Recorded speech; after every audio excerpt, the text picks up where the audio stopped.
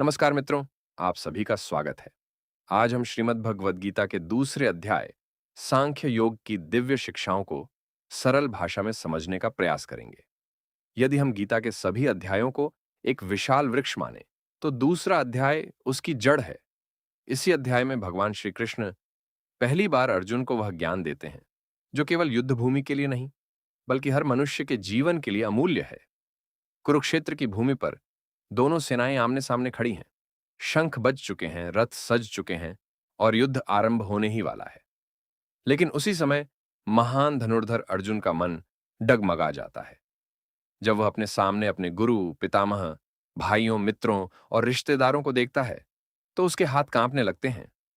उसका प्रसिद्ध गांडीव धनुष हाथ से ढीला पड़ जाता है। आंखों में आंसू हैं, मन में भ्रम है और हृदय में गहरा दुख।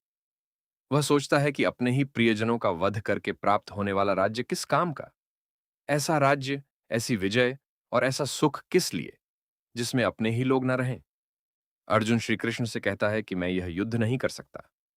मेरे शरीर में शक्ति नहीं बची, मेरा मन भ्रमित हो गया है और मैं सही निर्णय लेने में असमर्थ हूं। यही वह क्षण है जहां भगवान श्री कृष्ण मुस्कुराते हैं। वे अर्जुन को डांटते नहीं, बल्कि उसके अज्ञान को दूर करने का निर्णय लेते हैं। यहीं से गीता का वास्तविक ज्ञान प्रारंभ होता है। भगवान कहते हैं, हे अर्जुन, तुम जिनके लिए शोक कर रहे हो, उनके लिए शोक करना उचित नहीं है। बुद्धिमान व्यक्ति न जीवितों के लिए शोक करता है और न ही मृतकों के लिए। यह सुनकर अर्जुन आश्चर्यचकित हो जाता है। तब श्री कृष्ण आत्मा का महान रहस्य बताते हैं। वे कहते हैं कि यह शरीर नश्वर है, लेकिन आत्मा कभी नष्ट नहीं होती। जैसे मनुष्य पुराने वस्त्र छोड़कर नए वस्त्र धारण करता है, उसी प्रकार आत्मा पुराने शरीर को छोड़कर नया शरीर धारण करती है। आत्मा को न कोई शस्त्र काट सकता है, न अग्नि जला सकती है, न जल भिगो सकता है और न ही वायु सुखा सकती है। आत्मा सनातन, शाश्वत और अविनाशी है। मित्रों, यदि हम इस एक शिक्षा को अपने जीवन में उतार लें, तो मृत्यु का भय बहुत हद तक समाप्त हो सकता है। हम समझने लगते हैं कि जीवन केवल शरीर तक सीमित नहीं है। हमारा वास्तविक स्वरूप आत्मा है और आत्मा कभी समाप्त नहीं होती। इसके बाद श्री कृष्ण अर्जुन को उसके कर्तव्य की याद दिलाते हैं। वे कहते हैं कि एक क्षत्रिय के लिए धर्म की रक्षा करना सबसे बड़ा कर्तव्य है।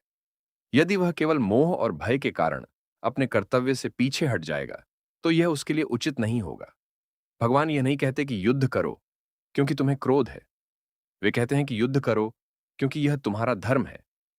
गीता हमें सिखाती है कि कर्म का आधार स्वार्थ नहीं, बल्कि कर्तव्य होना चाहिए।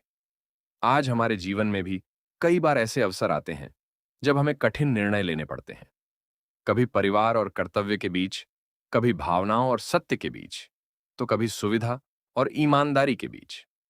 ऐसे समय में गीता हमें याद दिलाती है कि सही मार्ग वही है जो धर्म, सत्य और कर्तव्य पर आधारित हो।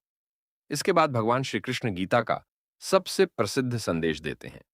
वे कहते हैं कि मनुष्य का अधिकार केवल कर्म करने पर है, उसके फल पर नहीं। इसका अर्थ यह नहीं कि फल की इच्छा रखना गलत है, बल्कि इसका अर्थ है कि फल की चिंता में अपना वर्तमान कर्म खराब मत करो। जब हमारा ध्यान केवल परिणाम पर होता है, तब मन भय, तनाव और चिंता से भर जाता है। लेकिन जब हम पूरे मन से अपना श्रेष्ठ कर्म करते हैं, तब सफलता भी अधिक मिलने की संभावना होती है और असफलता मिलने पर भी मन नहीं टूटता। कल्पना कीजिए कि एक विद्यार्थी केवल परीक्षा के परिणाम के बारे में सोचता रहे और पढ़ाई पर ध्यान न दे। क्या वह सफल होगा? नहीं। लेकिन यदि वही विद्यार्थी प्रतिदिन ईमानदारी से अध्ययन करे, तो परिणाम अपने आप बेहतर होने लगेंगे। यही कर्मयोग का पहला कदम है। श्री कृष्ण आगे कहते हैं कि सफलता और असफलता दोनों में समान भाव रखना ही योग है।